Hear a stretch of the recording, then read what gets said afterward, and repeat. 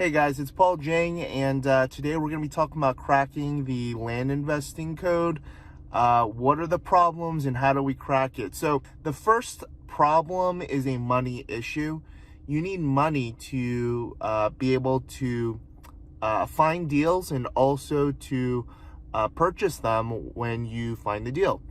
And that could cost thousands of dollars. Now, if you have savings or anything of that sort, that most people kind of get going with that, but you're going to run out of funds pretty quickly. So there's two ways you can go about this.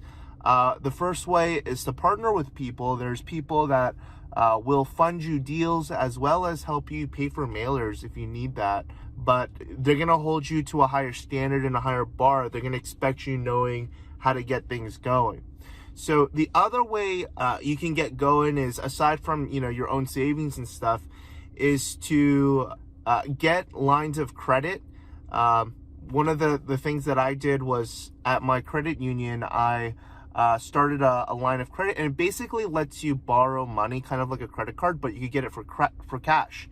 And when you do that, you could purchase land that way. That's been one of the main ways that I've been able to fix the money issue until you start scaling. At that point, you partner or do some other things.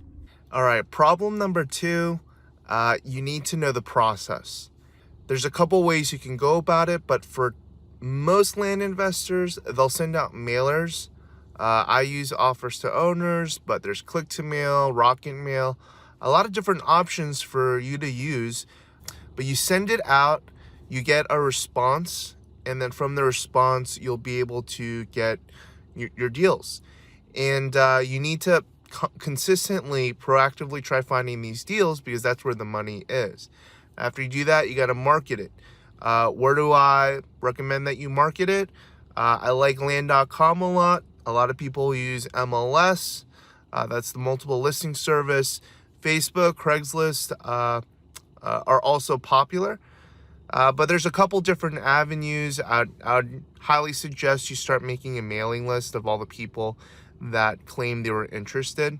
So you start building that, and it's just this flow of marketing and then marketing to sell, and you're able to get your deals this way.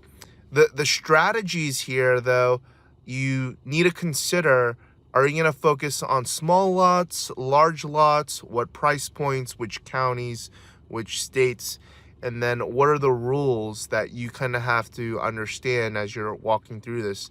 And those are logistical things that you can kind of figure out if you take one of the land courses. I have one, but there's others out there as well that you could search for. But you need to understand this process, how it kind of works. Run through it, and you just keep repeating it, and you start seeing these other wrinkles to find more deals. I've gotten deals just straight from the county because I've established a relationship with them, and they'll send over a couple deals in a year. All right, third part, you need to get your contracts in order. You need your mailing document if you're going to do direct mail and you're not cold calling for deals, which I highly recommend you use direct mail. And then you also need paperwork when you purchase it. Usually that's a purchase agreement, potentially an option agreement if you want to hold properties under contract and then find the end user. You'll also need a purchase agreement on the sales side if it's a cash deal. If you're going to use a title company, you want something a little bit more proficient. Otherwise, if you're just self-closing it, it's not really that big of a deal. And you'll also need a land contract with a promissory note saying that, hey, if we're going to do owner financing and take up terms, you're going to have to pay for this per month, and here are the terms, the monthly amounts, and your banking information to do these ACH withdrawals and get that money. But that's a real viable way for you to start building up passive income. And you have these spurts of these cash deals that really increase your ability to purchase more land or get operations or just take it for yourself. So what do you need to focus on? Here's what you need to focus on. Another land investor told me this, but you need to mail and you need to market. Those are the two things. Everything else is just kind of understanding the process, how things work. but you need to consistently get more deals, intake, and you need to be able to market it so that you could sell it and recoup your initial investments.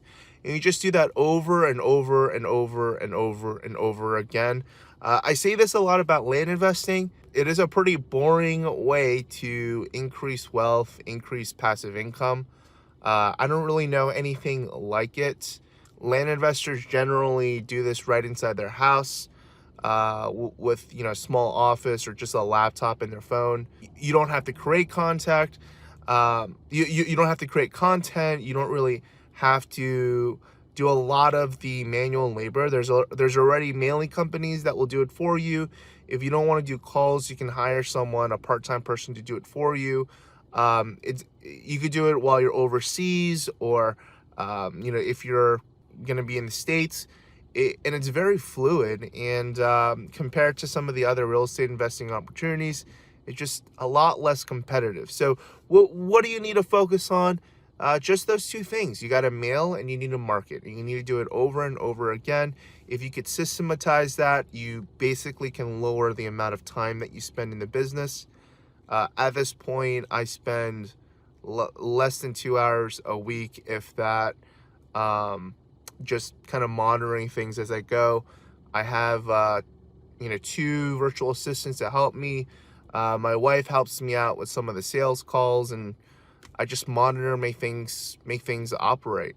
So those are some of the things that you have to consider when you're thinking about getting into land investing.